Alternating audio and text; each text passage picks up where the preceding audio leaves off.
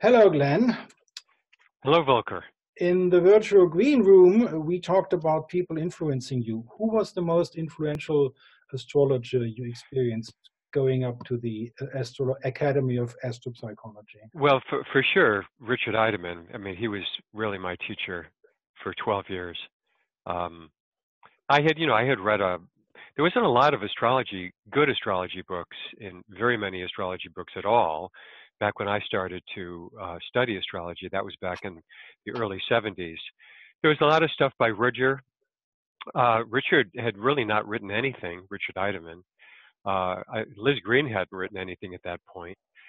So there was very few books. There was a big book by Sequoian and Acker called The Astrologer's Handbook that was very useful in the sense that it provided kind of a summation of what signs, houses, planets, aspects meant, and she gave an interpretation, or they gave an interpretation of planets in different sign positions, house positions, aspects. It was kind of, very thorough and nuts and bolts kind of interpretations, and it was a really, really good place to start from. Although, like most astrology then, and to a large extent now, it was still, not really what we would call psychological, or that I would call psychological, in the sense that it sort of limited itself to surface behavior and events. So even though it was more personality rich in its descriptions of human behavior than traditional astrology had been in the past, preceding the 20th century and Alan Leo and the birth of so-called psychological astrology, it was still limited to surface traits and behavioral characteristics, personality features, and things like that. Nothing like what I consider to be psychological astrology in the way that I do it at present. Okay. In your lecture in Istanbul, I think it was Free Will, Fate, and Karma, you mentioned Friedrich Capra, and I believe you also mentioned Ilya Prigogine with his dissipative structures and David Bohm. Could you talk a little bit about that? How is that important for you? Well, I wanted to, and this kind of goes back to my dissertation days when I was at Saybrook between early 80s to early 90s. I was really interested in trying to understand how the universe works such that astrology could be a part of it. In other words, if astrology was part of the cosmos, what is the nature of the cosmos? And is consciousness the primary reality? That was really my main question. Do we live in a conscious universe that it has intention and purpose? And if so, how does that purpose and intentionality in the universe communicate itself through astrology? And so I was interested in really kind of going back to the origins of the universe and the Big Bang. And so I was studying a lot of, not a lot, but astrophysics, especially in the tradition of David Bohm, so-called new physics, of which Ilya Prigogine was a part, Fritjof Capra, a lot of other people that were integrating physics into spiritual frameworks and consciousness studies in general. So Capra was really very useful in the sense that he wrote a comprehensive book on general systems theory called The Turning Point. But he was really, honestly, just one of dozens of people that I was reading in general systems theory. I picked him out because I think his book was one of the more useful ones. But, in my dissertation, I had to have a lot of references and really read a variety of authors in the fields of new physics, evolutionary biology, general systems theory, looking at the physical sciences to try to find evidence of how consciousness works really from the ground floor all the way up the chain of being. And so that's how those authors came to my attention. Is your dissertation available in book form? No, actually, I think it might be at some point, but I've been so busy writing in astrology, I never really took the time to put that dissertation into book form, but I've always meant to. Well, so at some point, I'd like to kind of update it and bring it into... On this channel, especially for you on this channel, I made a tutorial in English to publish your dissertation, for example. It takes you about 1 hour and it's available on the book market. So just look at the tutorial. I will. Okay. Thank you for that too. When we talked about inspiration. When we talked about people like Roger Tarnas and others in astrology, we saw their interest in psychology more theoretical than practical. In other words, without psychological training or ongoing work with clients as far as you know. For that matter, in your opinion, neither did Richard Eidemann, though Richard was certainly more psychological orientated, mostly Jungian, than philosophical. Astrologers appreciate Jung because his theory of archetypes, spirituality, and general worldview is compatible with astrology. And of course, he was open to astrology and gave it some credence. So he's a bit of a patron saint for psychological astrologers. However, while Jung's analytical psychology provides a useful meta model, a kind of overarching umbrella theory, in your opinion, there's much more to psychology than Jung. For the most part, this is largely ignored by psychological-oriented astrologers who are so enamored with Jung they can't see beyond him. More therapeutically useful models, such as psychodynamic theory, cognitive behavioral, general systems theory, object relations, and narrative theory, are far more relevant to how people actually live their lives day to day in the trenches than Jungian theory. That seems to be something special. Could you talk a little bit about that? Well, I mean, I know that I wrote that to you, and there's a lot in there. To sort of really unpack all that, that's, would take a lot of time. But let me see if I can sort of cut to the chase. What I'm essentially saying is that while I think Jung is inordinately important in that I think he provides a sort of umbrella theory in which astrology can be situated, and is probably the most important psychological theorist as far as compatibility between psychology and astrology is concerned. He's not the end of the journey, well, maybe he's the beginning and the end, but in between, there's a lot of other psychological concepts, theories, models that are enormously useful and relevant and easily integrated with astrology that enrich and deepen and clarify what astrology can be. See, and Jung is limited in what he did so far as I think the relevance again of these other psychological models, what they can bring to the field of astrology. For example, psychodynamic theory. Jung was, it was really just in the beginning of our understanding of psychodynamics. Jung, to some extent, was building on Freud's work, and that started way back in the late 19th century, in the early 20th century, and then Jung further developed it with his own particular spin. But our understanding of psychodynamics has really evolved considerably since then. When you apply those concepts to our understanding of what the chart symbolizes as psychic structure, and in a sense as psychodynamics, so that every planet in a sense represents a center or its own kind of component of the psyche that has intentionality, that has feeling, that has a particular goal state that it's striving for. It's a basic motivational principle. It's associated with certain kinds of cognitive structures when in aspect to other planets. There's ways in which planets, when they're in aspect with one another, operate as defenses.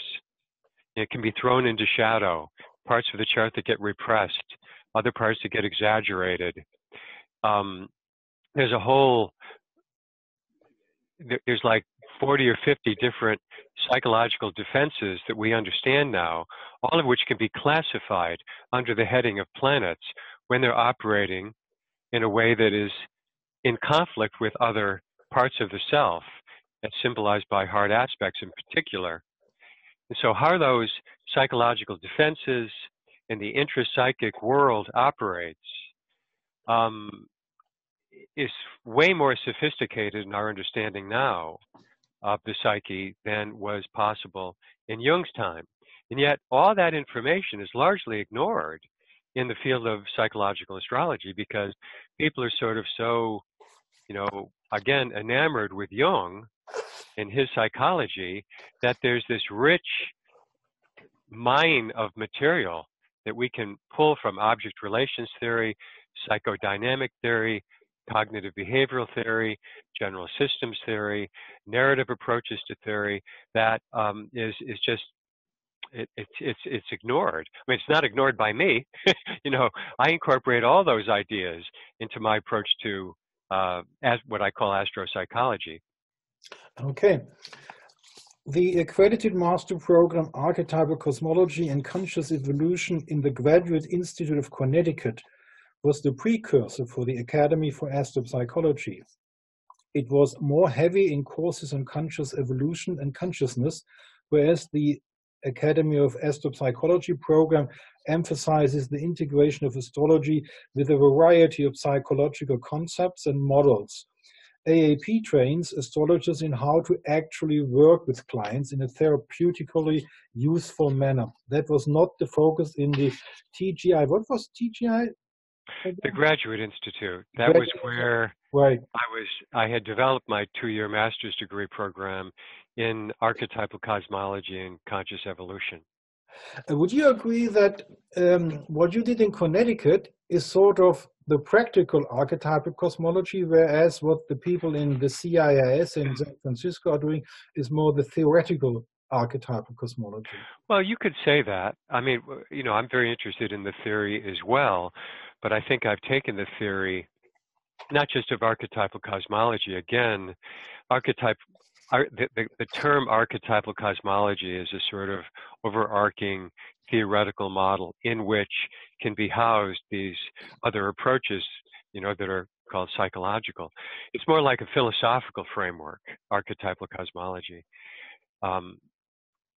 So as a psychotherapist, I'm interested in how to utilize astrology as a diagnostic and prognostic tool in the context of ongoing client work, ongoing therapy work with clients, but not just in ongoing work, also in terms of single session work in astrological consultations. So to utilize astrology in a practical, therapeutic manner, to really understand what is the nature of the problem that the client is presenting. How does it relate to both an outer and an inner connection, so that a client comes in with so-called a presenting problem, and the astrologer has to locate that problem in the chart. It's sort of like pin the problem on the chart, find the most relevant configuration that matches the particular description of the client's issue or struggle or conflict. And there's always an outer. Usually when a client comes in, they talk about some sort of experience they're having in the outer world. It's a problem with their spouse or with their kids or with their bosses or coworkers, or it can be any number of relationship dynamics that people have with the outside world. They may be procrastinating and hung up creatively, have a creative block, you name it. But it's generally related to something that they're striving to achieve in the outer world, and they're feeling frustrated. So there's very little description in the client's presenting problem of the inner underlying psychological variables that are relevant to that problem. And that's where the chart really comes in handy, because, as I was saying last week, it symbolizes both the client's experience of the outer world, the pattern of events that sort of follows them from childhood right through adulthood, so-called fate. But every variable in the chart that corresponds to fate also corresponds to an inner psychological factor.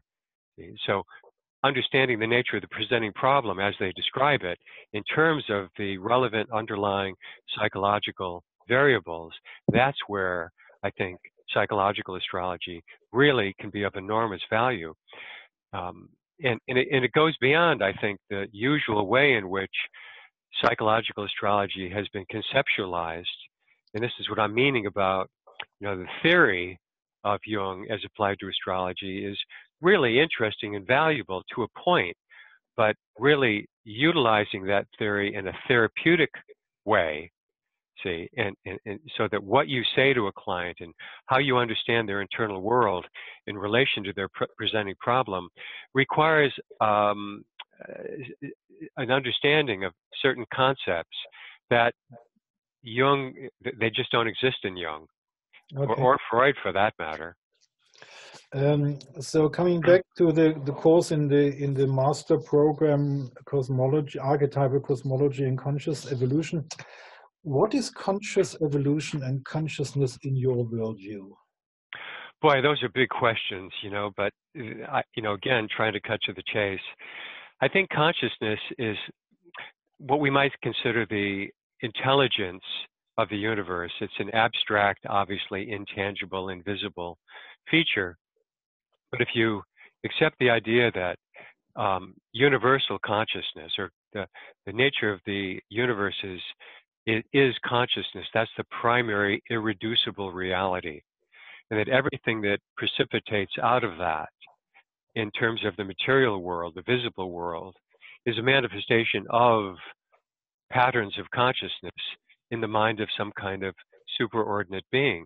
And admittedly, I always feel a little uncomfortable when I'm talking about this kind of thing, because it's largely a matter of faith and inference and to some extent speculation. There's no way of proving these things, I suppose, although you can make a pretty strong argument that there is some sort of spontaneous ordering principle, some kind of intent that seems to be at the heart of the universe, such that it didn't evolve randomly. Increasingly, we're seeing evidence of this in astrophysics, like the anthropic cosmological principle and that sort of thing. So, what is universal consciousness? It's this all-pervasive, transcendent mind that is also immanent in all things and processes on a biological and physical level. And the soul, I think, is a particularization. It's like we're the microcosm reflecting the macrocosm, so that every human being and psyche constitutes a fragment of that larger consciousness in which we're embedded, like being a cell in the body of the divine being. Okay, so in your book, in this one, yes, An Introduction to Astropsychology, a synthesis of modern astrology and depth psychology by Glenn Perry. In the first chapter, you talk about the anima mundi, which is, I believe, a rather old term. Is anima mundi the same as the universe consciousness, universal consciousness you were just talking about? I think a lot of these things are just, kind of linguistic differences, terminological differences, but they don't really mean substantially different things. Anima mundi is the world soul. It kind of goes back to Platonic philosophy, the idea of nous, universal intelligence. Or psyche with a capital P, the larger psyche, of which every individual psyche is a microcosmic reflection, comprised of the same archetypal principles and components as exist in the universe at large. By the way, you asked a question about what is conscious evolution previously, and I didn't get a chance to say that, or answer that. So because I think it's an important idea, because I think astrology is a wonderful tool for facilitating conscious evolution, which is the idea that if we believe that the overriding thrust of the universe is evolution, growth and further development of forms and beings, then to consciously, intentionally collaborate with the universal intent is, in a sense, to evolve consciously.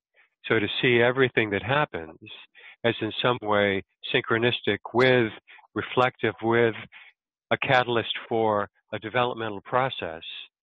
In other words, everything that happens to us is in some way purposeful and meaningful. And astrology becomes a language for discerning the meaning and the purpose of the particular patterns of events that we draw to us in experience, and to use them in a conscious, intentional way to further our own development. In so doing, that's to collaborate. consciously, willingly, with the larger intention of the cosmos.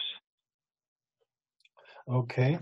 So this is the background about what we are now talking. Yes. Let's dive into theory and practice of astropsychology in the Academy of Astropsychology in Connecticut. First question, where is the Academy located and why? Well, it's located everywhere and nowhere, sort of like consciousness. It's non-local. It's a distance learning school in the sense that, you know, it's a school without walls. It's online. So right here in this room is where the school is in one sense, if you want to localize it, in Haddam Neck, Connecticut. But we have students all over the world. So just like we're tuning into one another via the internet, you know, the last 10, 15 years, this kind of thing that we're doing right now has suddenly become possible for the first time in human history. And it allows for an educative process, the kind of online school that I do, that wasn't possible in the past. Your activity in Beijing in China, is that done from your place where you're sitting now? Right here. Exactly. So I just talk to them in the same way that I'm talking to you, except I'm talking to 100 students online all over the country of China. And do the students in China all speak English? No, it's translated. Oh, okay. Some do speak English, but a lot of them don't. So, you know, I have to speak in these little bite-sized chunks, and then there's somebody in Beijing that translates what I'm saying into Chinese. I can't do that. Even listen. I hate it if a lecture is interrupted by translation, but that's my problem. It's very, very difficult. I have to admit, it's really hard. On your homepage, one can read that you have retreats. Did a retreat already happen after the second? No. You know, that's a kind of a goal that I've always had, but you know, it's been one thing or another that's gotten in the way of that. But at some point, I'd love to have people come here to Connecticut because the site is just beautiful. I mean, I've got 8 acres of property. It's right on the Connecticut River. I've got kayaks and canoes and a little jet boat and, you know, hiking trails. And it's just a gorgeous place, and sit out on the back deck and look at the river and talk astrology. It's kind of a fantasy that I've always had, but I haven't gotten around to actually manifesting it yet.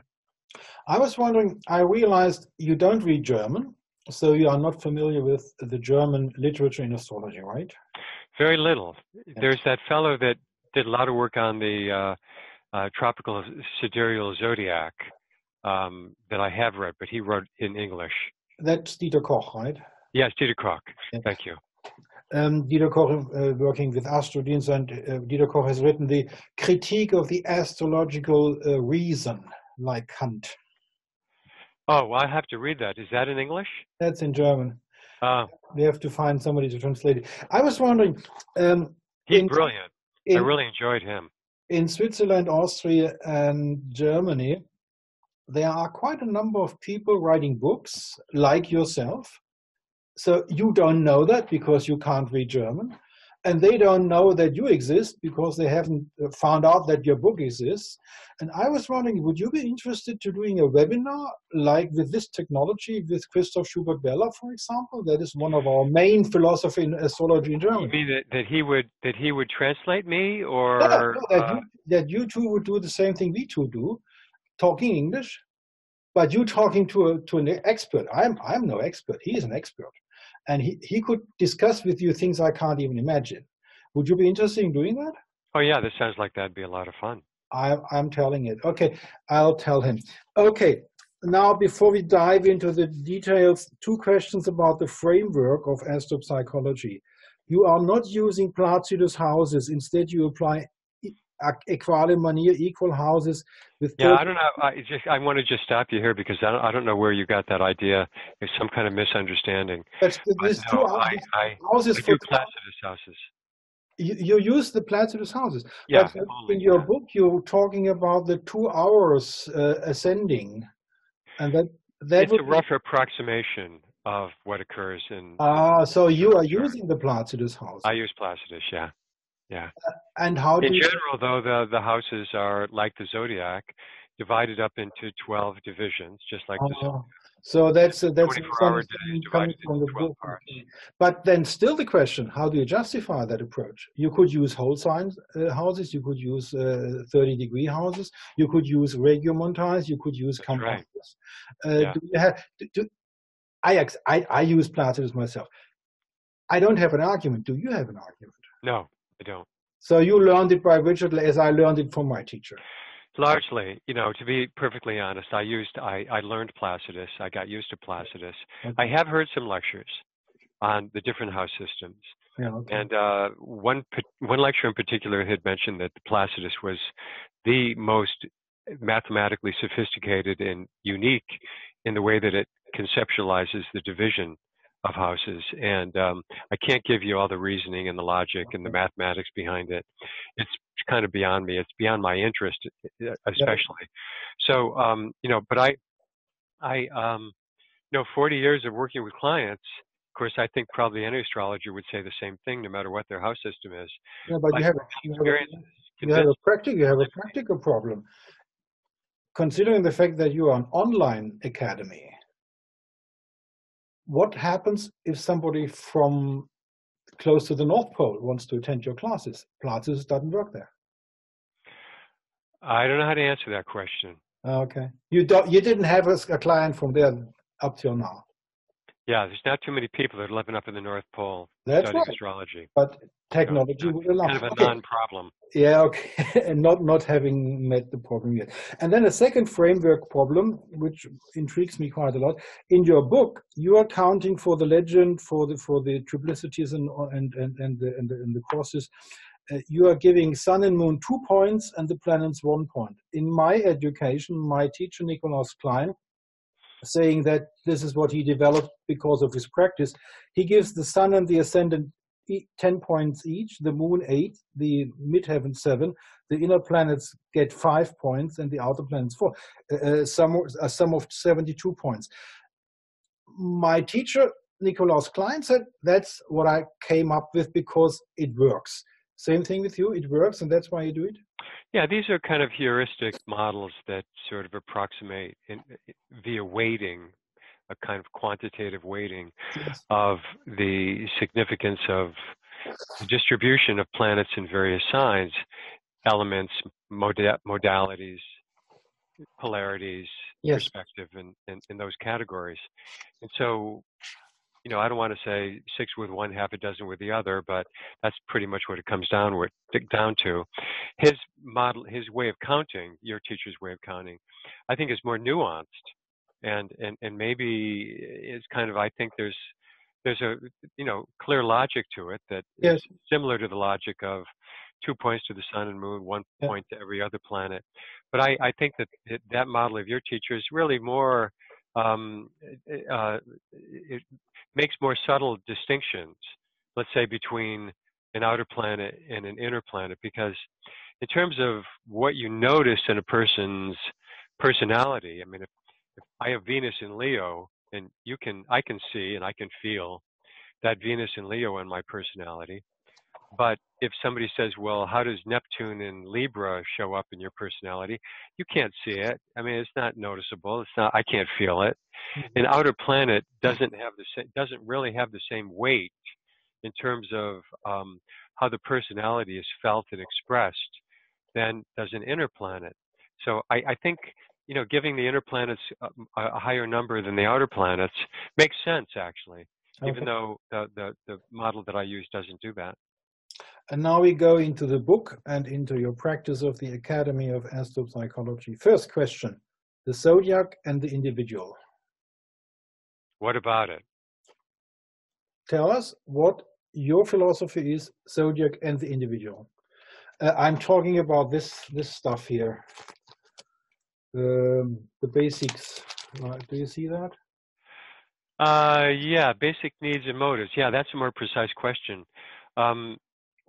Well, the zodiac is really the heart, I think, of astrology. It's like the core bottom level, the substratum from which everything else derives. And I think to really understand a zodiacal sign, you really have to appreciate its multiple manifestations. And I don't mean multiple manifestations in terms of outer events or even behavioral traits, but to think about a sign in terms of, for example, a basic psychological drive, a motivational principle, a basic need. See, that's, I think, the first and most fundamental way of thinking about any sign of the zodiac. It constitutes a primary motivational principle or basic need. Okay? And you can infer that need from the behavioral traits that are characteristic of that sign. So in other words, the need of a sign can be inferred from behavior that is characteristic of that sign. Okay? So people behave in particular ways, not randomly, for no reason. They behave in those ways because they're motivated by a particular need that is operating underneath, often unconsciously. Okay? And every psychological need has a target state. In other words, a state of fulfillment that the behavior is oriented toward attaining. So if the behavior is successful and the person fulfills the drive, the need of that sign, they experience a certain state of fulfillment. So we can say that a zodiacal sign constitutes a basic need and also a target state. Now, it's also, as a need or as a motivation, it also symbolizes a range of feelings. Those feelings, in a sense, are the voices of the archetypes or of the sign needs. They rise into consciousness. We become aware of a particular kind of a feeling that is filtering up and through our consciousness. And it's those feelings that motivate or drive the behavior. So you can actually break down a sign of the zodiac along with the planets that are the active agents of those signs, the rulers of those signs, into a whole range of feelings. See, it's like a taxonomy of our affective possibilities of expression and experience. So, need, feeling. The sign also corresponds to a set of behavioral traits. So you can think about it in terms of actual behavioral characteristics, and you can classify them, in terms of 7 or 8 main themes in each sign with their own behavioral trait keywords. Then from there, you can branch out into the outer world, that a sign also corresponds to parts of the body, but also certain kinds of characters that we encounter in the outside world. And again, when I think about a sign, I'm not separating the sign fully from its planetary representative. I think of signs and their planetary rulers as sign planet systems, because the planet is always operating in the service of the need that the sign symbolizes. So, in terms of the outer world, you can break the outer world down into people, characters, places, things, and events. Those 4 categories are all nouns: people, places, things, and events. And within each of those categories, there's a whole range of phenomena that can be classified under the heading of a sign planet system. So it's a sign of the zodiac, and again, the planets that correspond to it, is an enormously rich taxonomic system for classifying and understanding the way that primary archetype populates out, both internally as well as externally. Now I come back to this chart. I should have shown you this one. The ages. Oh, yeah. Well, that's the thing I just left out. Yes, please. That the signs of the zodiac also correspond to developmental stages, that the zodiac is its own natural developmental model.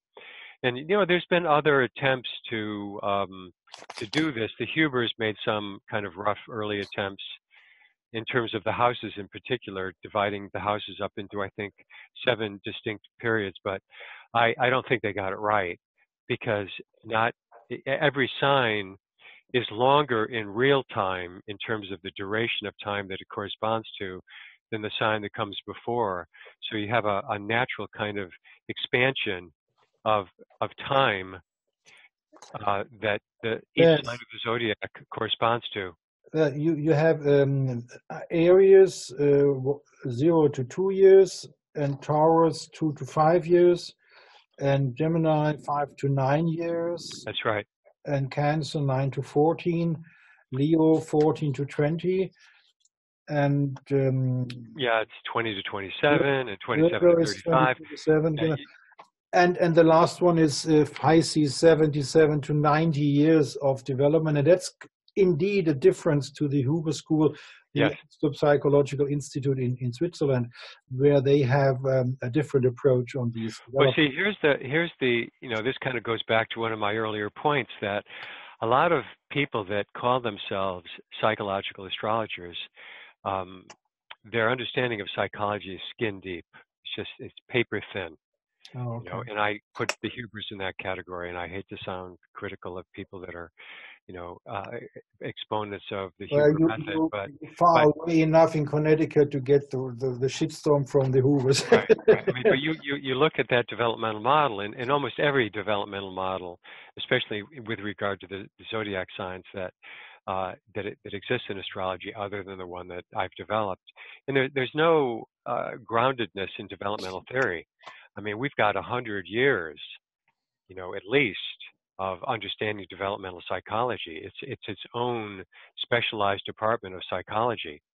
And so, the giants in that field, like Piaget and Erickson and Kohlberg and others, that have spent their entire lives understanding how human development in various lines, cognitive development, psychosexual development, ego development, with Erik Erikson, moral development with Kohlberg, all these individuals that were pioneers in the field of developmental psychology have come up with different models that correspond to certain ages and certain stages and so forth. So it's a very, very rich subdiscipline in the field of psychology for drawing knowledge and information that can be utilized in understanding how the zodiac could conceivably be its own developmental model. And I would argue that the evidence for that is self-evident. I mean, it's overwhelming.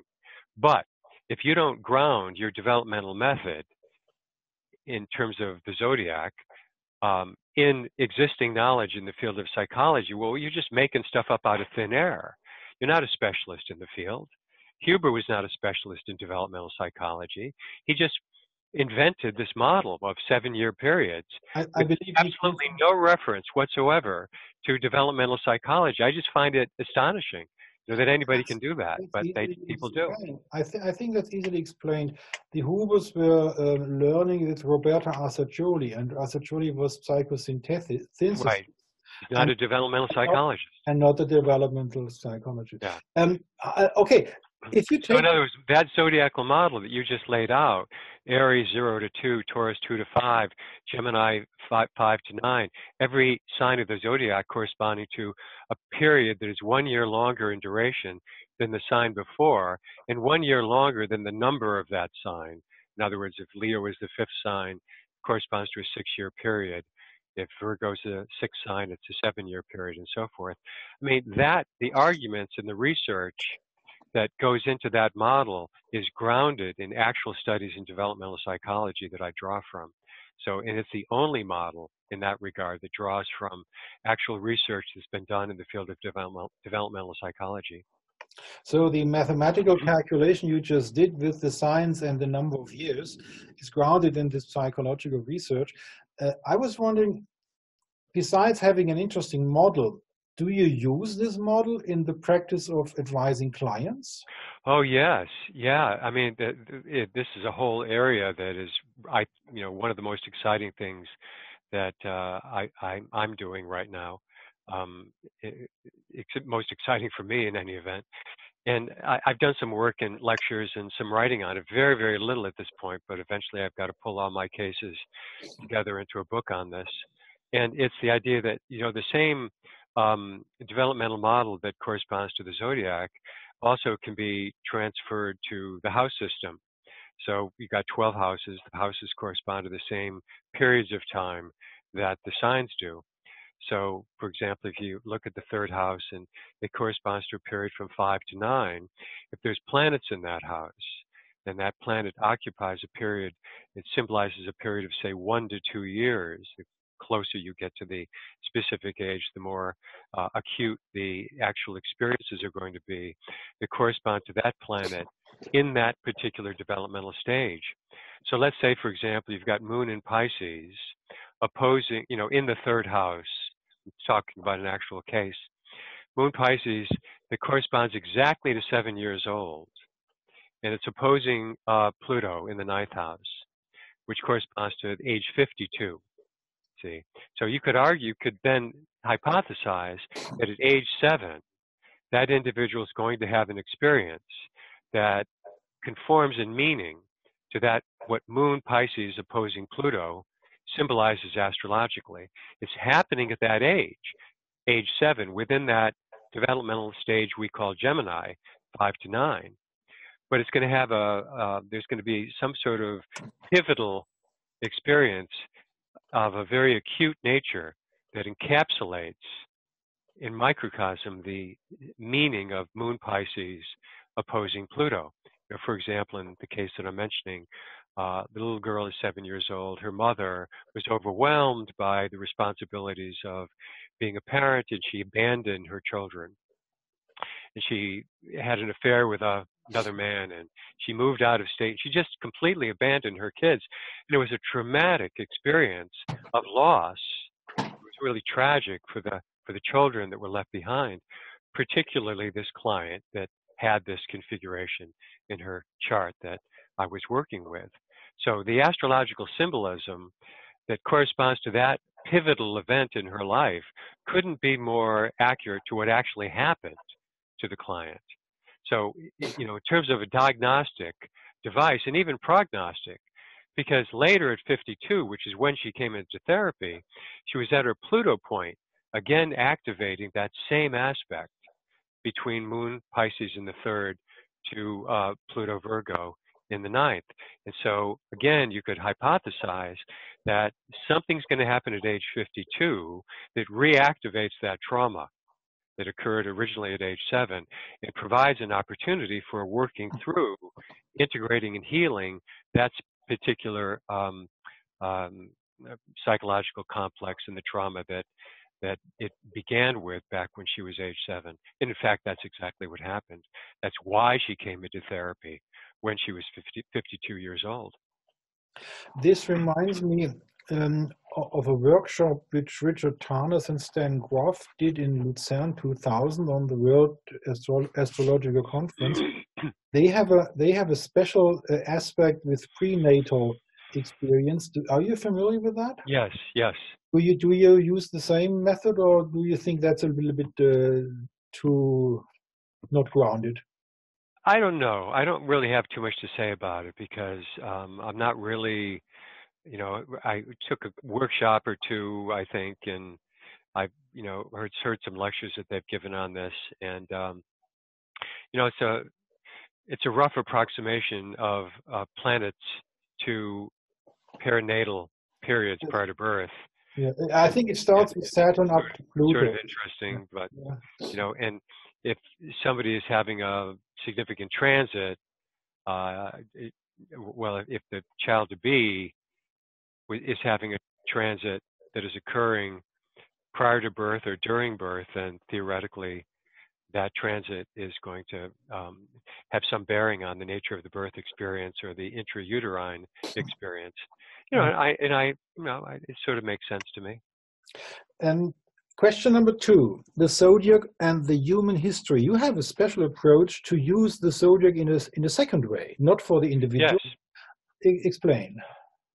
Well, if the zodiac is a developmental model in terms of what we call ontogeny, ontological development, the development of the individual from birth to death.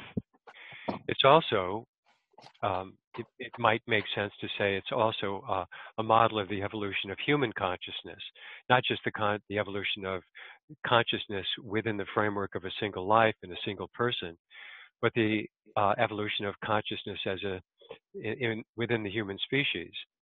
And so you could argue that as human beings, we have evolved from, the hunter-gatherer stage that Aries would correspond to going back to 30,000 BC or so. And for a long time, that stage prevailed. And then there was the beginning of agriculture in about 12,000, 10,000 BC, and settled communities where people were starting to farm and trade goods and things like that. And clearly that corresponds to Taurus. And that stage lasted for about 10,000 years, and well, maybe 7,000 years or so. And then there was the invention of writing. For the first time, we had hieroglyphics and early forms of Phoenician writing, and putting into clay tablets, the records of transactions and counting, and eventually development of language and words.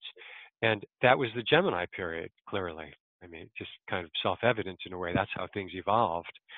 And in the beginning of nation states with Cancer, and then the medieval period with all the stuff involving knights and castles and damsels in distress, and romantic love began during that period with the troubadours and scholasticism. And you can sort of trace it right through. The scientific revolution began with Virgo, and right on up to the current times, which I would consider we're in a Libran period, post-Enlightenment. The Enlightenment ending at the beginning of the 20th century, and the postmodern age approximately beginning then.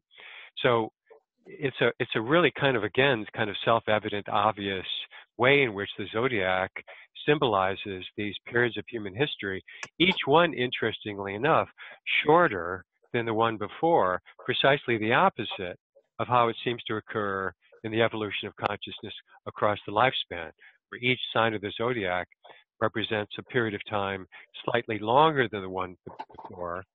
And these periods tracing the evolution of consciousness from the dawn of humanity right on through, each stage is slightly shorter, or maybe even significantly shorter than the one that came before.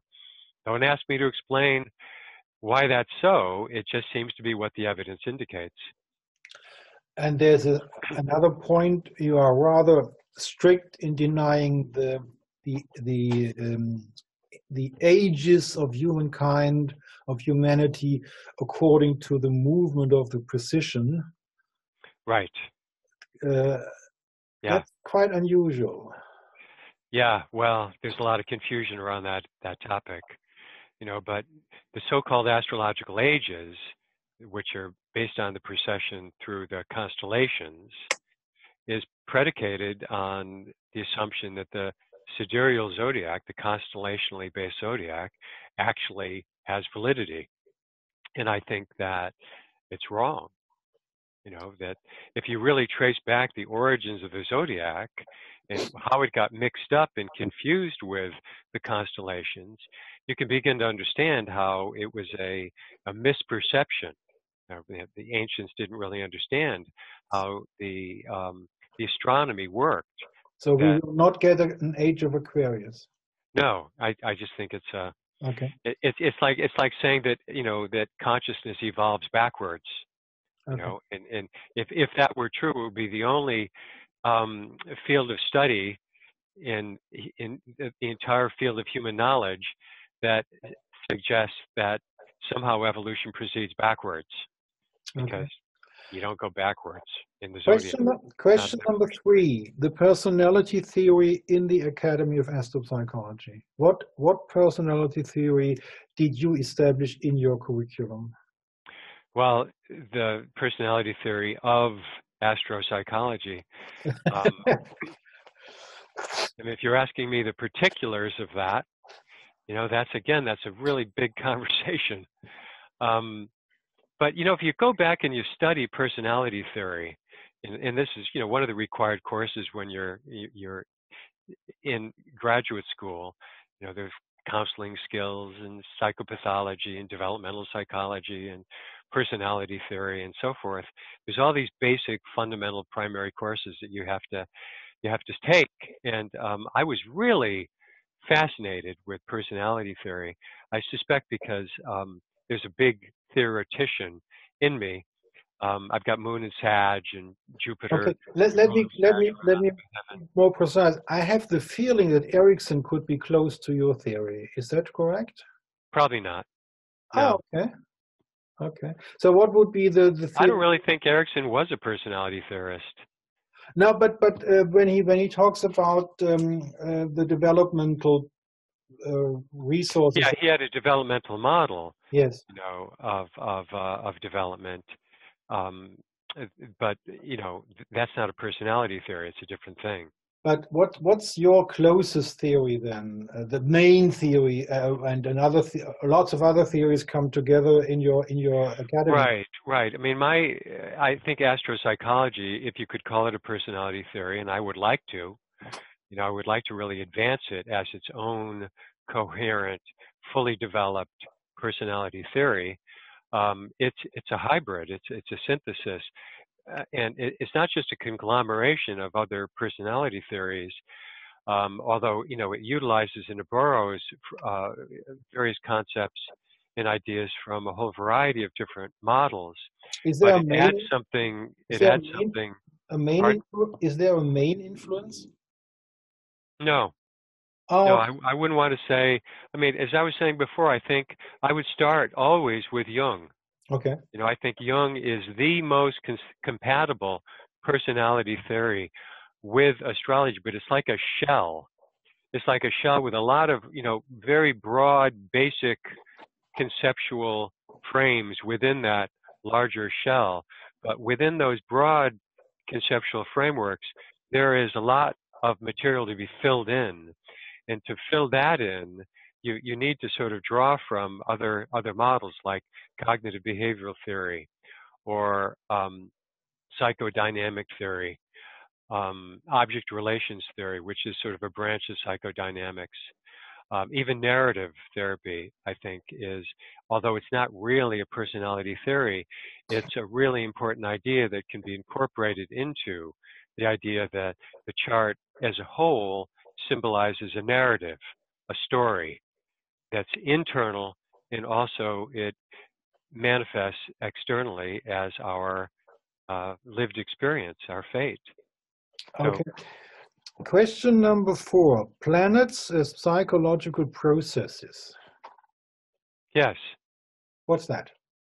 Well, the idea of a process is a series of operations, series of actions that are conducive toward an end. In other words, if you look at a planet, one of the main ways that you can understand it is that it's a form of action. And within that class of actions, there's different related interdependent actions. Like if we talk about Saturn, I'll give you an example of this. I actually have a little, I think, like let's look at Saturn. Can you see this? Oh, you probably can't see this on your screen. No. So let me go back to, I can actually share my screen so that everybody can see this. Yes. You see that now? I see blue. Well, yeah, that's because I need to move this over here. Okay. Now you can see it. Yes. Yes? Yes. Yeah, see, so, you know, if we think of a planet, in this case Saturn, as it's really a psychological faculty, but a faculty is simply a name for a number of functions that planet symbolizes, just like an organ like the heart or the kidney has a number of functions, biologically speaking. So also a planet symbolizes a psychological organ, and that organ has a number of functions. And so those functions are actions, things that planet actually does. And those actions can be classified. They belong to a set of actions that are all members of the same set, such as the action to order, or to control, or to succeed, or to master. Now, these are just 4 verbs that constitute Saturnian actions. You could come up with many others: to discipline, to achieve, to organize, and so forth. But each one of those actions is in the service of a Capricorn need. See, and again, we were talking earlier about how you can look at the behavioral traits of a sign and infer from that behavior what's the underlying psychological basis, the need that is driving the behavior. And so the planet that rules that sign, in this case Saturn, ruling Capricorn, symbolizes a set of actions, processes, see, that are in the service of satisfying or fulfilling the underlying needs that Capricorn symbolizes. And those processes of Saturn are oriented toward fulfilling the needs and achieving what we call a target state, a state of fulfillment. See? So a process is a series of actions conducive toward an end, a target, a goal, which is fulfillment of the underlying drive. So when you look at any planet in the astrological chart, and you consider the sign that that planet is in the house, and the aspects it makes, it gives you some information as to the functionality of that planet. That is, how capable is that planet, in fact, of fulfilling its needs, the needs of the sign that it's trying to rule, that it rules, and the needs of the sign that it's trying to satisfy. So you can assess the functionality of a planet by looking at how it's situated in the chart as a whole, especially the aspects that it makes to other planets, because it might be in conflict with other planets, and as a consequence, there's going to be certain kinds of defenses that are operating, certain kinds of internal dialogues, self-talk, ultimately what we call a cognitive structure, literally a belief that is related to the individual's convictions about the likelihood of being able to fulfill the needs of the signs that it rules, the need of the sign that it rules, in relation to other planets and the signs that they rule. And so ultimately, you're trying to get a sense of what is the client's story? How are they organizing their thinking in relation to lived experience? See, and these larger configurations in the chart, which we call planetary aspects, planets and signs and houses and aspects, symbolize these larger cognitive structures, these internal narratives that ultimately cause people to behave in ways that often compromise their ability to satisfy their basic needs. See, and if you can understand how the chart symbolizes these underlying narratives and help the client become conscious of what those narratives are and begin to, if necessary, revise or alter the internal script, their underlying beliefs, in the direction of more functional, self-affirming, and healthy ways of behaving, then they're going to be in a, that's what we call integration, transformation, healing, and so forth. The outer world begins to reflect back the nature of the integration and growth that's occurred. Okay, question number 5. We talked a little bit about that already. The needs of the zodiacal signs in the chart. Do you think we have already enough about that, or do you want to add something for the needs of the signs in the chart? Well, I'll give you another example here, if I can find it. Here is an example, I think, come on.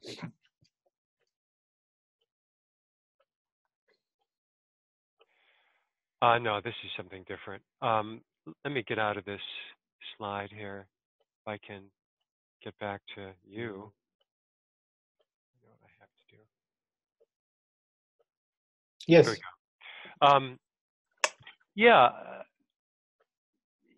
I can go through the different signs and that sort of thing, or just give you a couple of other examples. But the idea is that every sign represents a set of needs that are inferred from behavioral characteristics of that sign.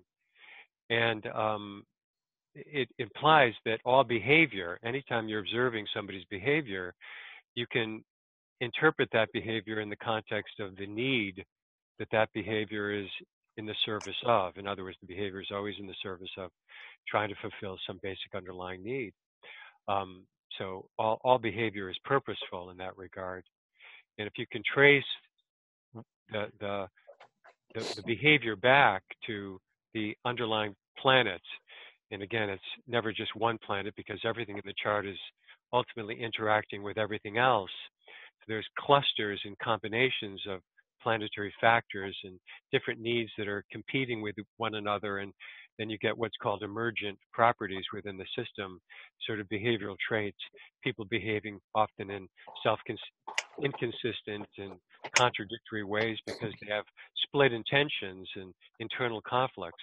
And that's a lot of what the chart symbolizes, and you're trying to help the client understand so they can better resolve those conflicts and begin to express themselves in ways that are more integrated and ultimately functional and healthy. So if you go back to the basic needs, areas would simply be the need for survival, the need for being, the need for autonomy, the need for freedom. It's the most primary, sort of prime directive of the human condition, to survive, to be free. Taurus, the need for security, safety, stability, attachment, having a stable attachment to an other, the need to possess and to own and to be comfortable, to have things. That's all related to Taurus. Gemini is simply the need for learning, the need for language, the need for communication, to be able to classify and label and define and communicate. Cancer, the need for emotional connection, the need for unconditional love and belonging. Leo, the need for creative self-expression. We all have a need to express ourselves and elicit approval and gain validation and build self-esteem, to develop a sense of identity that's differentiated from our families and from our peer group. You can go right on through the zodiac and it can sort of crystallize out of the behavior of each sign the fundamental organizing motivational principle that's all in here, implicit in that sign. That's all in here. That's all in there, yeah. Okay. Question number 6. The houses as the places for the manifestation of the planetary processes. Yeah, the way I think about houses, and it's a common metaphor, it doesn't originate with me, is that they're like settings, in the same way that when the curtain opens and you're looking at a play, you're looking at a setting. You can only see one setting at a time unless you have a split stage. But generally, there's an environment there. It's a location, it's a place within which the action of the characters unfolds. So the planetary actors, we might say, come out onto that stage and perform their roles. Modified, qualified by the nature of the sign the planets occupy, but those planets in their signs are performing actions in particular ways within an environmental context, which we call the house. So it's a set of circumstances, it's a slice of life in a way, a department of life that certain kinds of events and certain kinds of characters also are encountered.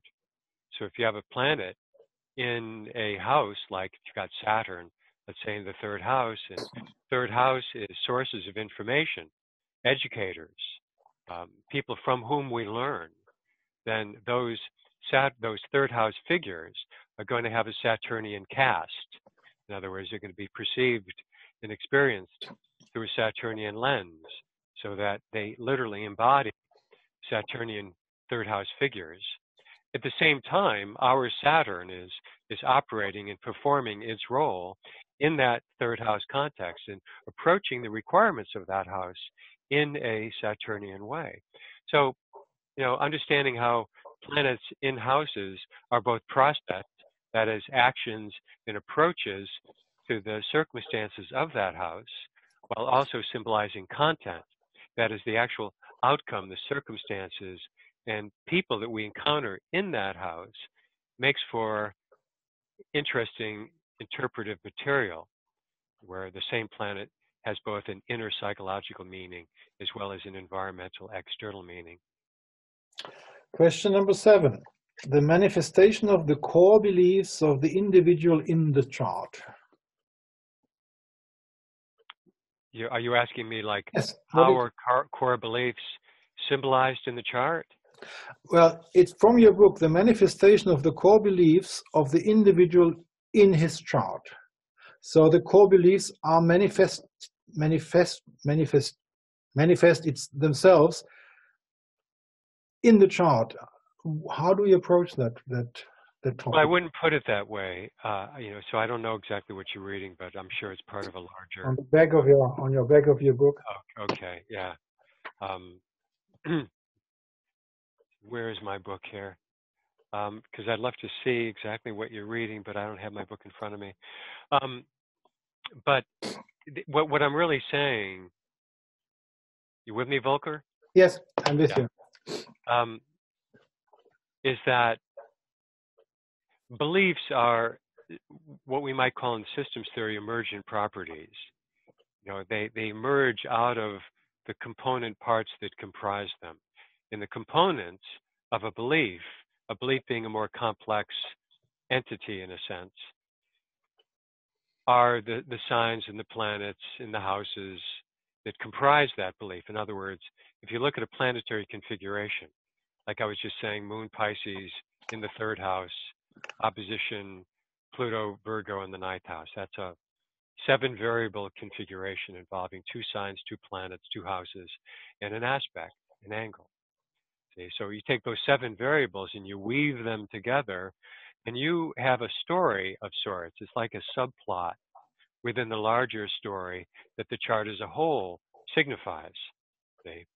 And when the client comes in and, in this case, she's 52 years old, and she starts telling me about an experience that she's having where she's an office manager and she's responsible for organizing information. She's in the 3rd house. She's sort of like the mommy figure in this dental office. And these people are coming in and they're suffering, Moon in Pisces, and she has to respond to the suffering and make sure they get their appointment and everything's organized properly. And they're in kind of plutonic trauma. And she's in relationship, she's in partnership with a dentist. And so the dentist is also going to be that Pluto, Moon, Pisces, 3rd house figure that is operating in that context, has to properly diagnose and make a recommendation for treatment. And so the client tells me a story how she's in a power struggle with her boss, the dentist, who behaves very much like her mother did, who was overwhelmed and distraught and largely dysfunctional and incompetent in her performance of her duties as a mother when my client was 7 years old.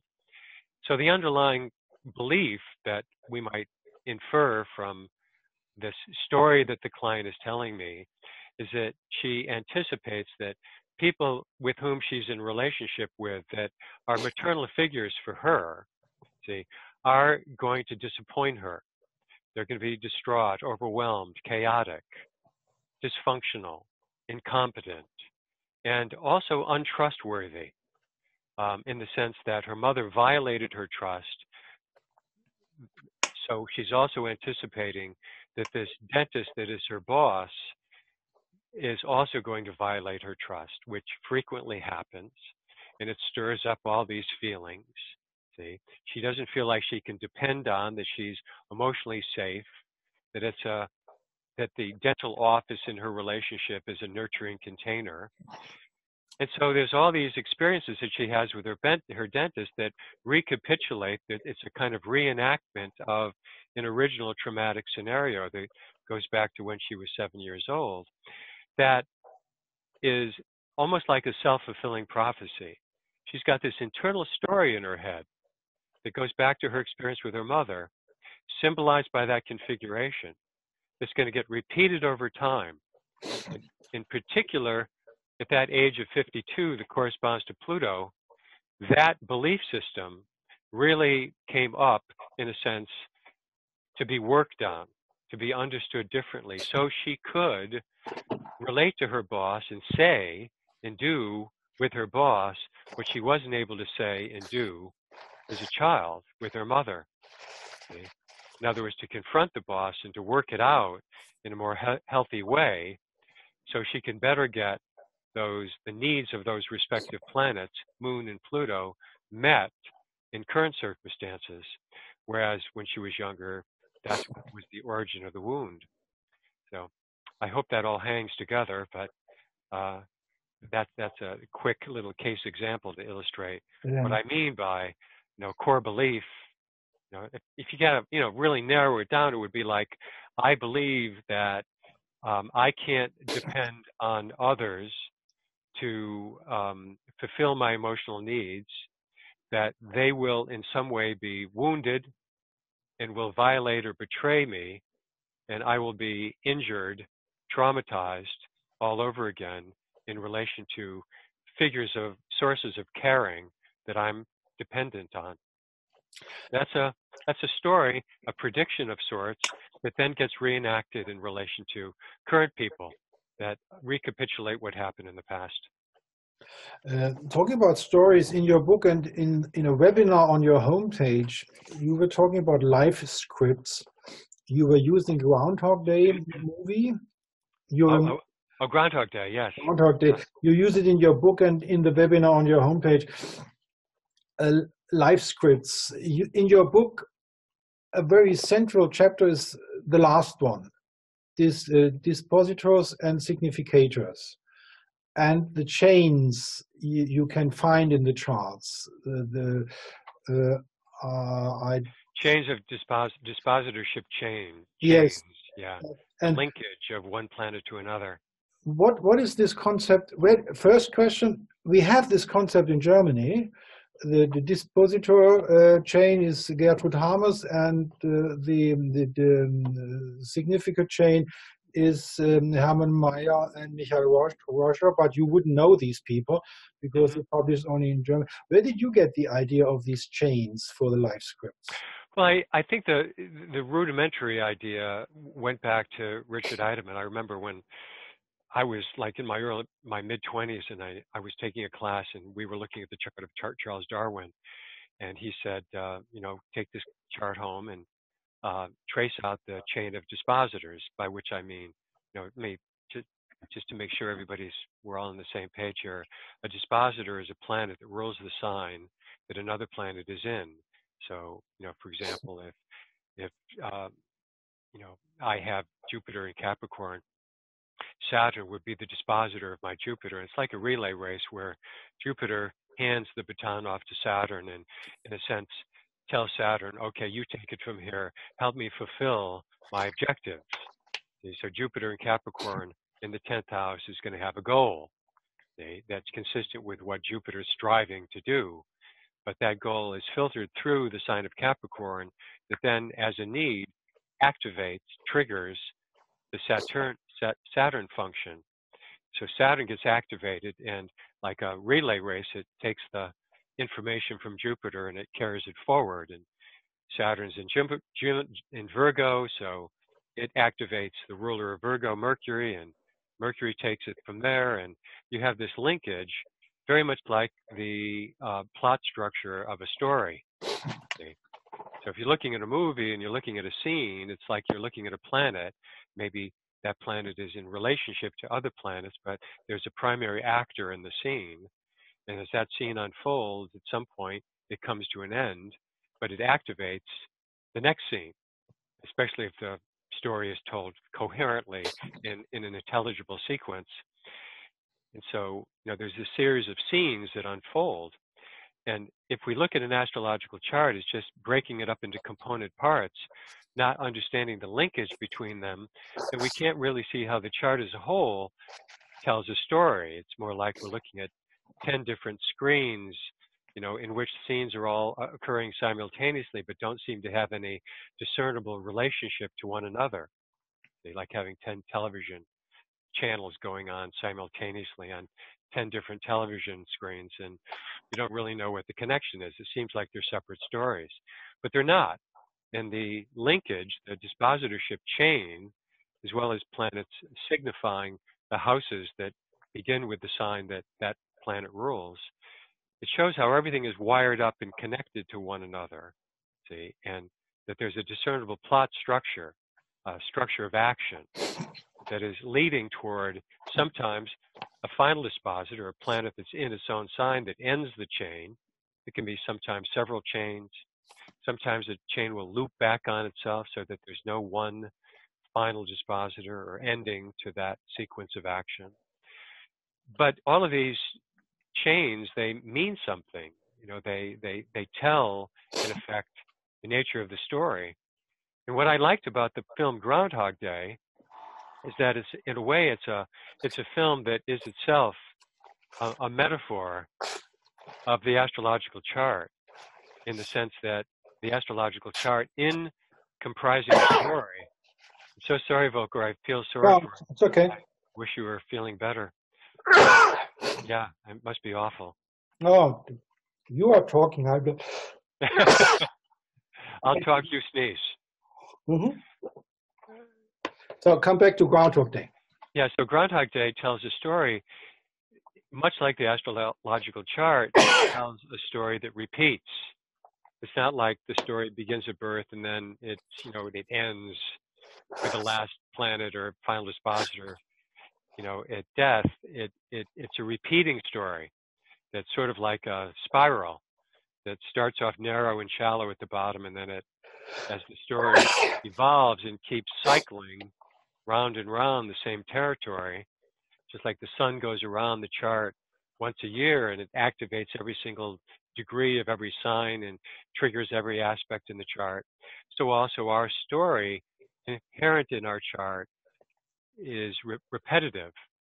But within that framework of repetition, there's the possibility of a deepening and widening and integration of consciousness.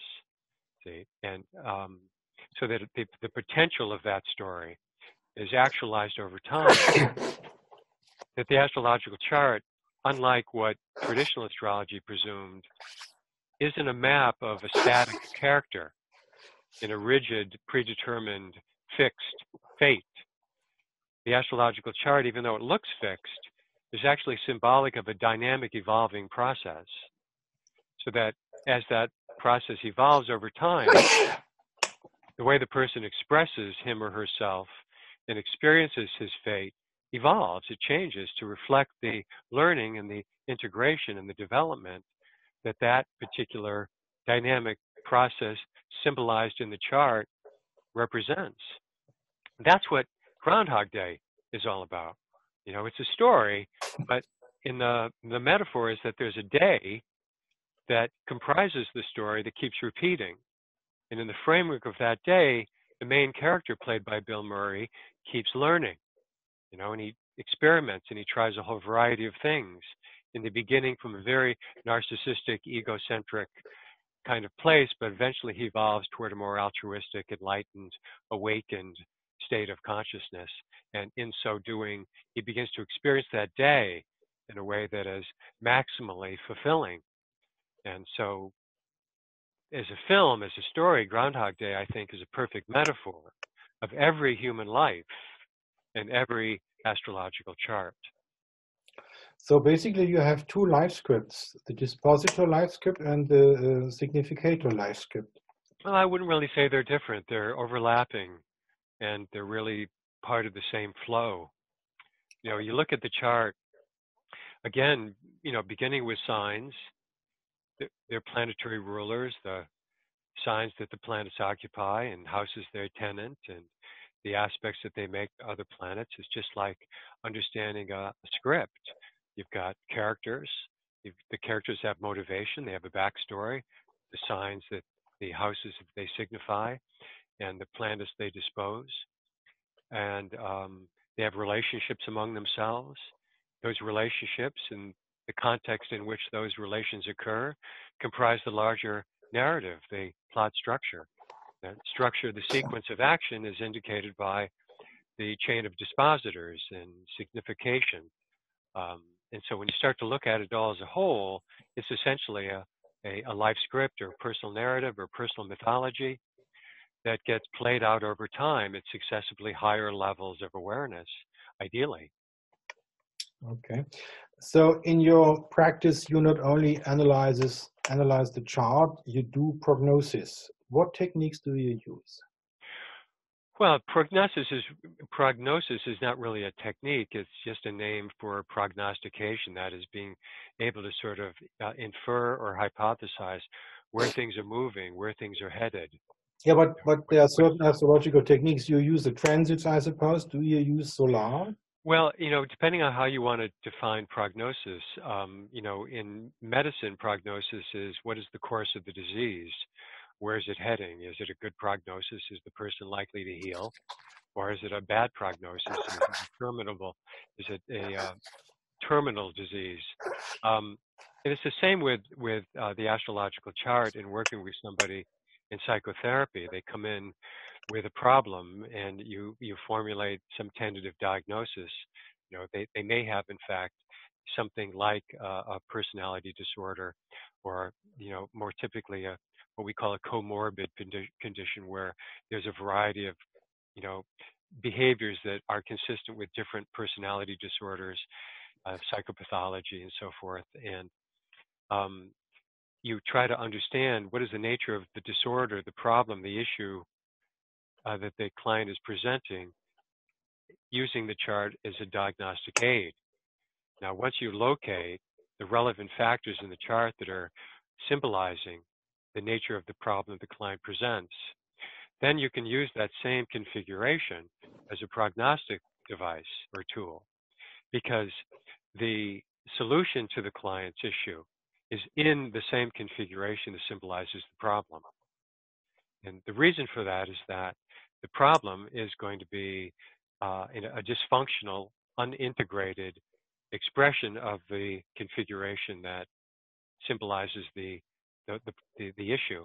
Usually it's some kind of intrapsychic conflict that is represented by stresses and tensions in the chart that correspond to some really difficult configuration, like, and going back to the example I've been using, Moon Pisces opposed Pluto from the 3rd to the 9th. See, that's like a psychological complex in Jungian terms. See, it's also an intrapsychic conflict with associated defenses. It gets projected.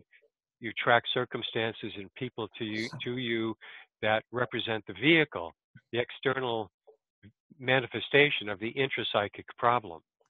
See?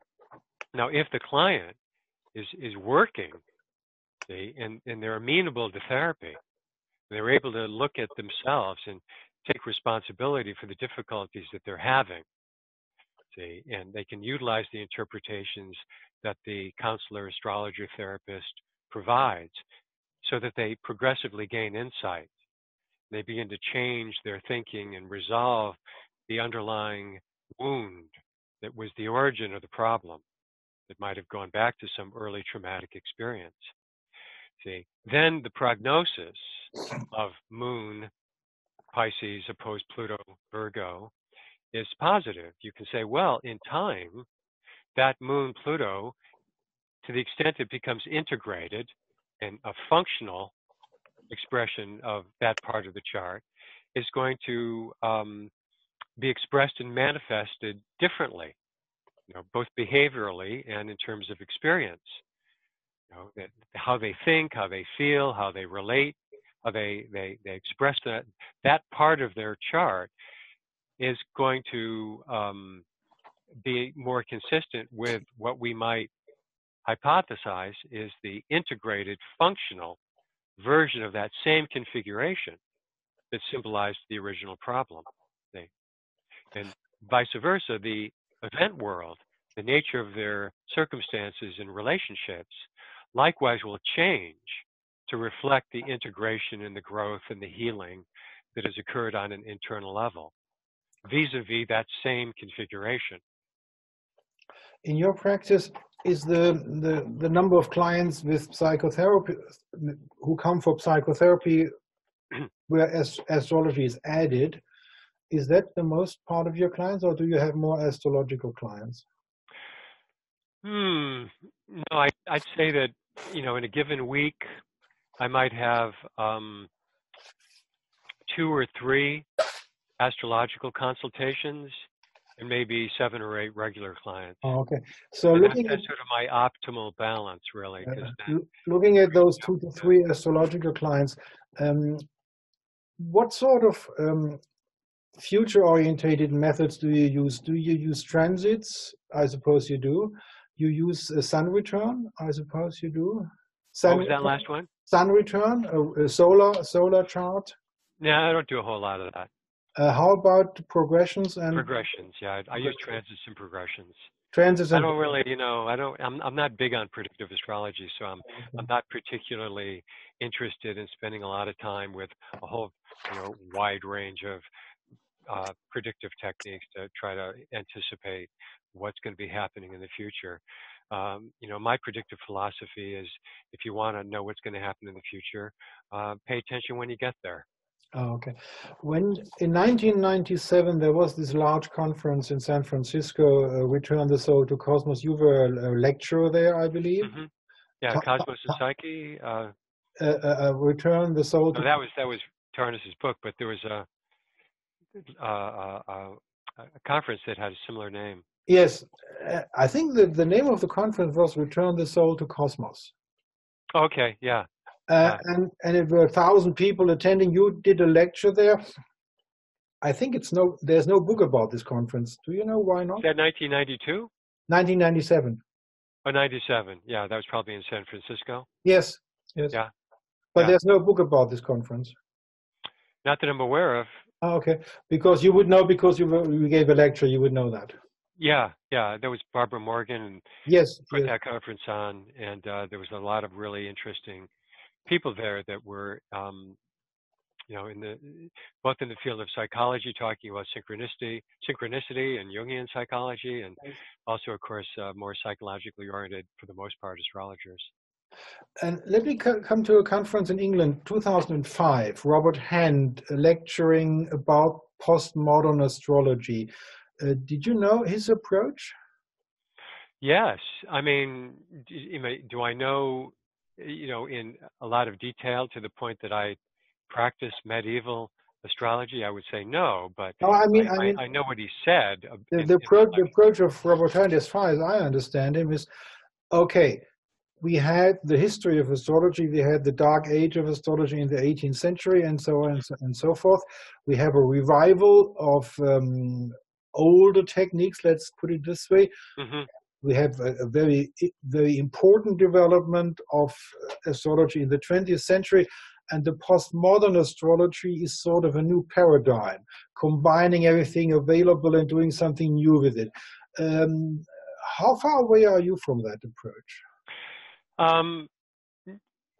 Very far and not very far simultaneously. And let me explain what I mean by that.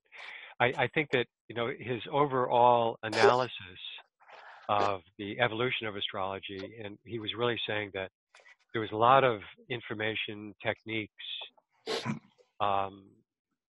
astrological literature that had been, for the most part, lost, going back to, early Hellenistic days of the origins of natal astrology.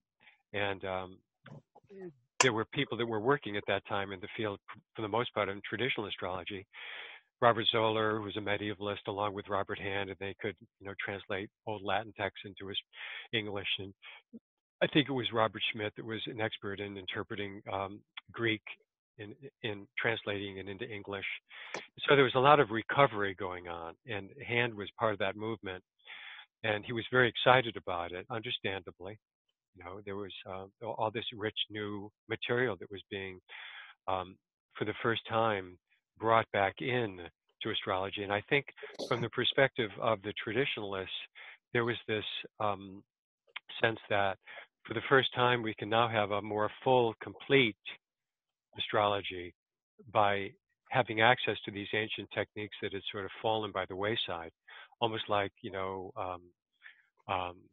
the expression in biology, where you have a vestigial organ that sort of falls away, like the tail falls off, and they're sort of going back and, restoring to the body of astrology these vestigial organs that had been sloughed off over the course of time, not seeing the loss of those organs as necessary, in a sense, for the evolution of astrology, but in fact is real losses that need to be restored for the body of astrology to be made complete. Now, his postmodern astrology would be much more heavily accenting the utilization of those traditional techniques with the more contemporary psychological ideas that came out of humanistic astrology, which is essentially that the birth chart represents a developmental process and the actualization of human potential and growth.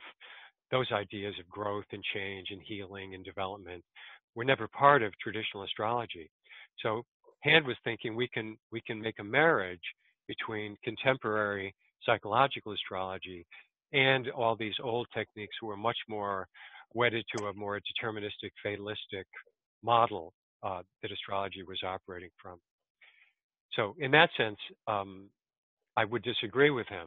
See, I think astrology does evolve, and it's important to understand the history, but I don't think a lot of those techniques and the way that they were utilized in traditional astrology are compatible. See, it's almost like we've made a discontinuous jump or leap, a quantum leap away from traditional astrology into a whole new kind of astrology. And I don't think the old techniques and the new understanding psychologically are compatible. Signs, the meanings of signs, the meanings of planets, the meanings of houses, aspects, dispositorships, and things like that. The basic fundamental parts of astrology, yes, that can make the trip, that can make the jump. But when you start to utilize all those variables in a rigid, deterministic, fatalistic framework, those methods and techniques that are at the heart of traditional astrology are simply not compatible with a psychologically oriented astrology. So that's where I think he and I differ in terms of what will comprise of a true postmodern, or, you know, I'm going to like the word because postmodern has certain connotations that I don't think are quite appropriate. But, you know, let's say a later, more sophisticated, more evolved understanding of what astrology can be, I don't think is going to be, at least the way that I think about it. You know, this is just my point of view. Lots of people in traditional astrology that are not going to agree with me, Robert Hand probably among them. But I don't think a lot of the traditional techniques are compatible with the psychological approach to working with people. So I think they were left behind for good reason. Okay. You had quite a special experience when you were talking in India. Do you want to talk about it today? Yeah, I can. You know, I'll just kind of touch on the basics, but okay, do that. Yeah, quite interesting story for our viewers. Yeah, well, they probably anybody who's watching this video probably has some awareness of what happened anyway. I can tell the viewers we have a playlist, Professor Dr. Glenn Perry, on this channel, and you will find the episode in India on the playlist. Oh, you mean the actual lecture? Yes. Yeah. So in a nutshell, I was invited to give a lecture in India that was going to be, there was going to be a lot of Western astrologers there as well as a lot of Indian astrologers. So there was excitement because this was a particular conference that was unique in the sense that it was in India. And, you know, there had been 2 or 3 before that, I think, and there will be more after. But it was a Western astrology and Vedic astrology coming together to see if they can build bridges and find some commonality. And I regard Vedic astrology as part of traditional astrology. It's really kind of Hellenistic astrology that had migrated over to India in the 1st century BC, and then it took on a sort of, you know, trappings of that culture, and it sort of evolved, but really didn't really change appreciably from the roots that were in that early Hellenistic conception of what astrology was. So it's very traditional, but it also utilizes the sidereal zodiac, and that's the main difference between Vedic astrology and other forms of traditional astrology, whether Hellenistic or whether medieval. and of course, contemporary Western psychological tropically based astrology.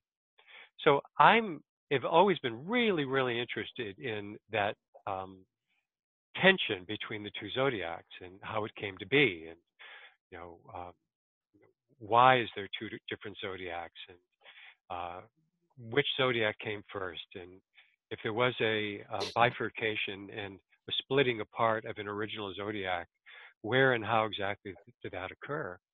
And there's been different books and authors that have investigated this before me, but I sort of went back, did my own research, and there's a lot more information available now than there used to be.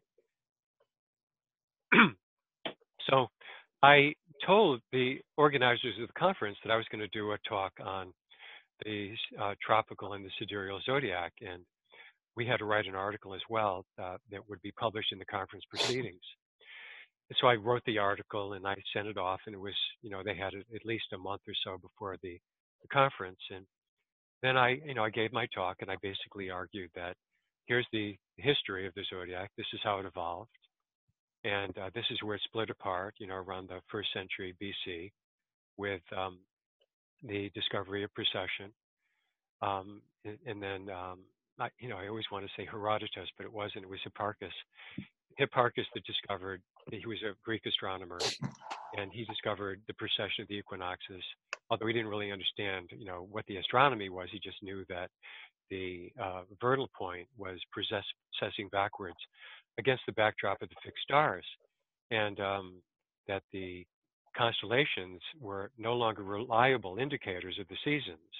And so the original reason that the zodiac came into being, which was as a way of determining when the seasons were going to start, because the seasons in agriculture were so central to organization of tribal life. It was their calendar in the sky, in effect, their clock. And so the meanings of the constellations and the whole purpose of the zodiac was really as a predictive tool for discerning exactly when the seasons were going to change and what to do, when, at what time of year, so that the community was on track with what nature required of it to survive and prosper. So when Hipparchus discovered that the constellations were not reliable markers of the seasons, as had always been supposed up until that point, it represented a fundamental shift in our thinking in astrology. And it was, in effect, it was the beginning of the divorce of the zodiac from the constellations, so that it became a strictly tropical-based, seasonally based zodiac. And again, to keep the zodiac in accord with the seasons of which it was always designed to be. Somehow, India, and during that period of time where there was this transition from the tropical sidereal hybrid is really what it was up until the time of Hipparchus. Then there was the split. It's like the migration of Hellenistic astrology to India carried with it, this understanding of the original tropical sidereal hybrid. And so they continue to use the constellations as markers of the signs, where they began, where they ended, and so forth. And what I would argue was a mistake. It was just a historical error. And you can make a really good argument for that, whereas I don't think there's any really sound or intelligible arguments for how the sidereal zodiac could have originated independent of the seasons. Just no way to make sense out of that. So I gave this lecture, and it was in India. A lot of my Western counterparts felt that it was offensive to my guest, because I was basically in India saying that I think that the sidereal zodiac is a historical error, and here's my argument why. Now, I felt like I was just giving an academic paper, however controversial my conclusions might be. But in astrology, this kind of gets into a lot of other areas, but I think we have a kind of circle the wagon, slightly paranoid, ingrown mentality in which criticism of one another is not really encouraged or even allowed. There's a sort of underlying, hidden, unspoken rule that we don't challenge one another because we're so ridiculed and constantly criticized and rejected and by people on the outside, scientific, academic, even the religious community, that astrologers are sort of ingrown and, defensive. And so the last thing anybody wants inside that circle is to be criticized, to say, well, I think this is wrong. And even though every other field has to critique itself and has to utilize critical thinking and research and present arguments and embrace those inevitable controversies and disagreements that occur in every field, I think it's been hard historically, right up to the present, for astrologers to do that. So when I did it, and in other ways that I've done it in the past, it often is reacted to with tremendous hostility and anger. And so that's what happened. Different Western astrologers petitioned to have me removed as chair of the ethics committee, and I was also chair of research in the ESAR is an international organization. And so they were under such pressure from really 5 or 6 outspoken people that were there at the conference where I gave the talk that I was putting ESAR in a bad position, so I resigned my board position and my chairmanship of the ethics and my position as chair of research. So how is your situation in 2019? Are you out of all the organizations, so you're doing your academy? No, I'm still a member of NCGR and ESAR and AFAN. But not in a function, you're just a member.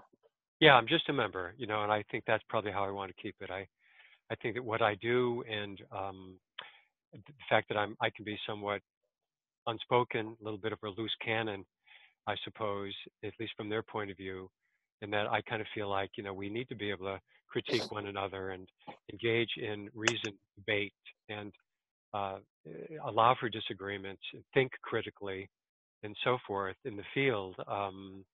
It naturally creates controversies within a field that is not particularly amenable, receptive to that approach to astrology. So it's better that I think I do that, on my own, rather than as a representative of an organization, because it puts the organization in a tight spot. Basically, I would evaluate the story because I've watched the lecture and the reaction to the lecture. There is a lot of reaction in the internet. If I had to put a verdict on the whole thing, I would say this is evidence, factual evidence, that the astrological scene is incapable of academic discourse. Would you disagree or agree? Well, I might not put it that strongly, but I get what you mean. Well, I feel that way. I think I'm a lawyer by profession. So There's evidence, factual evidence, and you can draw conclusions of the evidence. You can watch the videos in the internet. You can read the texts on the internet about the event and about what happened to you afterwards. And I personally come to the strong conclusion. This is one of the reasons why this field of astrology has a real problem. Thank you.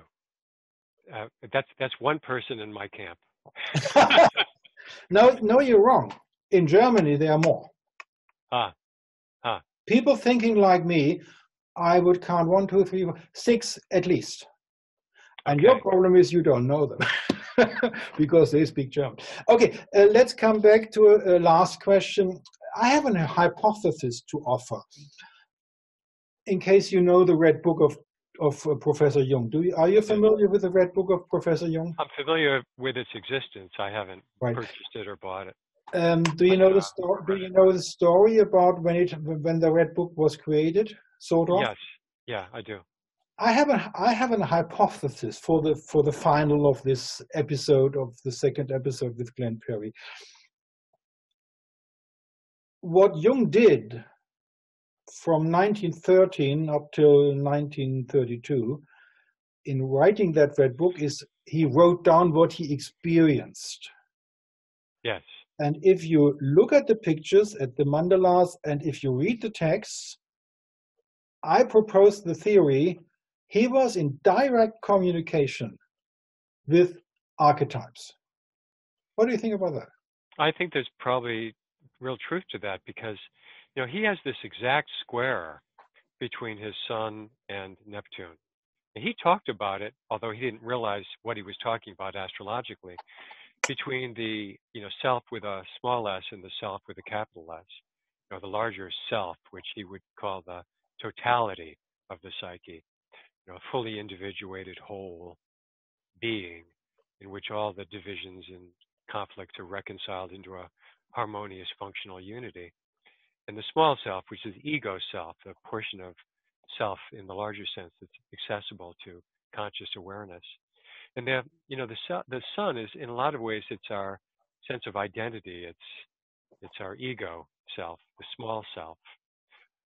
And when it's in contact with Neptune, which symbolizes, one astrologer I don't know who it was, said that Neptune is like our umbilical cord to the divine, because it's the planet that is connected to Pisces, the last sign of the zodiac, thus the totality, the unit of consciousness, source consciousness, however you want to call that, Brahman, Tao, God, the absolute, the divine ground, these different linguistic terms we can use to describe that ultimate, final, irreducible consciousness that is our source.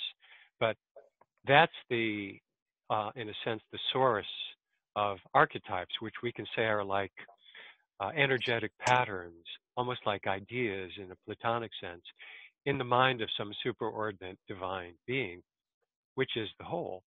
Okay? So these archetypes are like, they're the gods and goddesses that in themselves exist within this larger being. They're not separate from that being. Okay?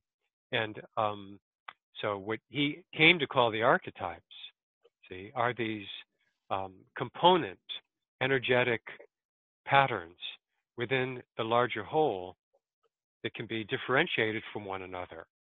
Okay?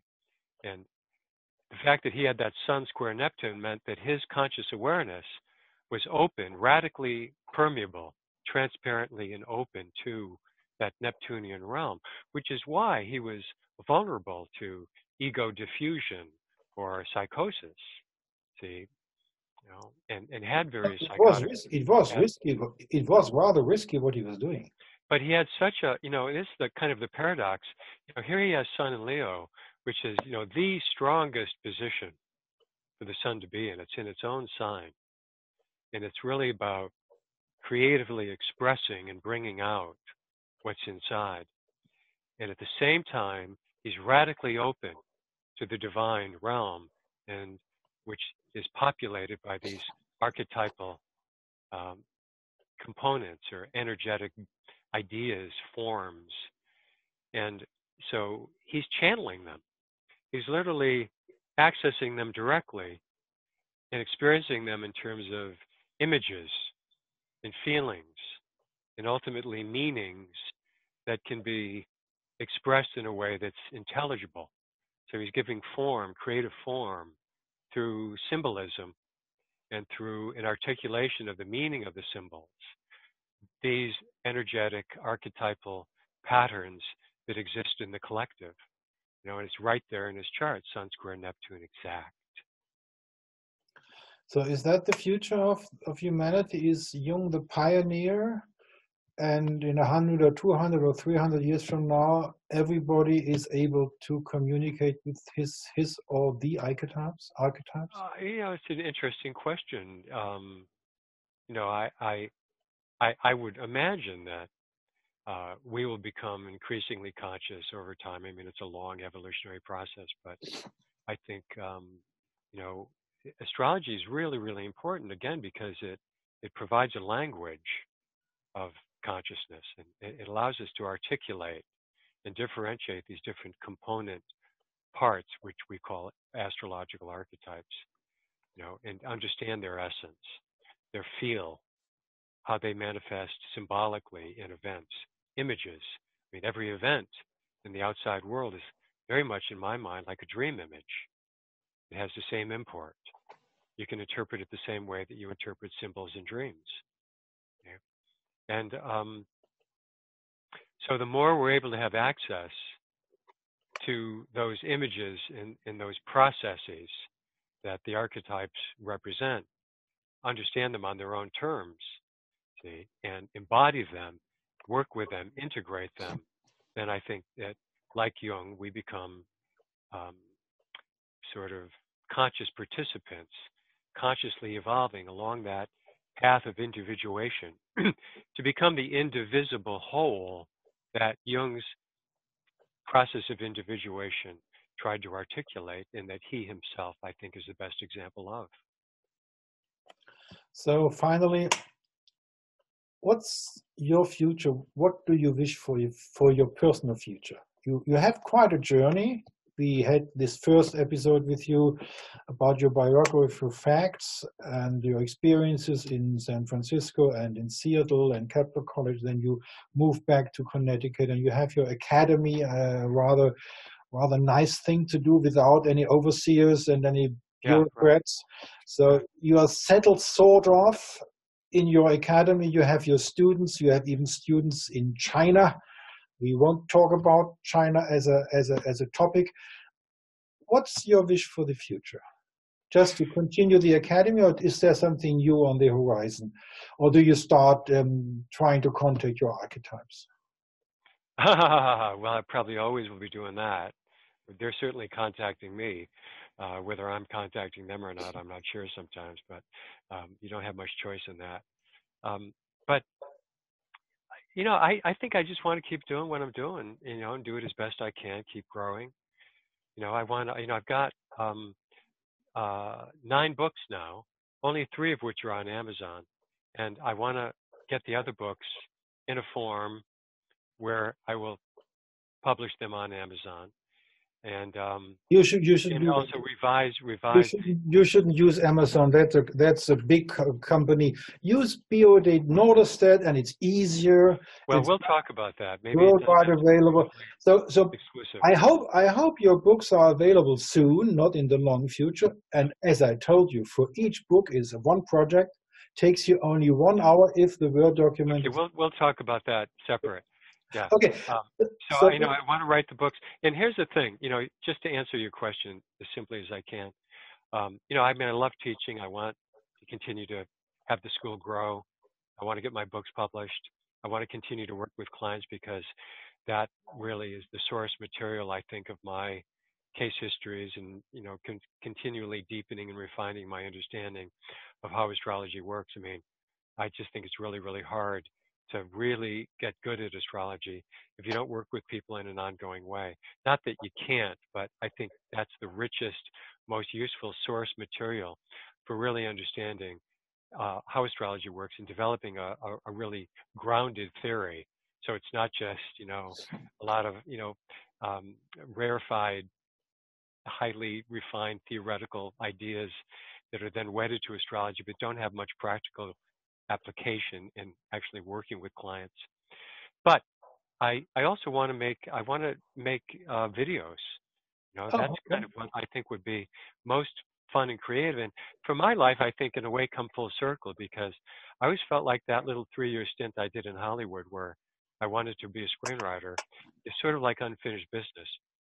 And to be able to, you know, create some kind of video, you know, that has a beginning and a middle and an end, just like a story, and use YouTube for presenting little mini films on astrology. You know, maybe it'll just begin like what we're doing with just talking about different ideas. But you know, I'd love to utilize imagery and clips maybe of people in the news or people in, you know, different scenes in films.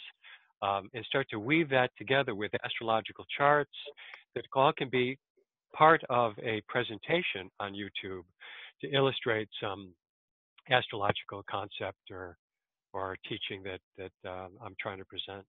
So that's what I think in the future for me. I'd like to move in that direction as best I can. So the playlist on our channel of Glenn Perry might grow. Maybe. Okay, I forgot to greet our viewers. I'm sorry and I apologize, but for the end, I thank you for watching the second episode with Glenn Perry in our series Archetypal Cosmology. Thank you very much, and till soon. Thank you, Volker. Appreciate it. So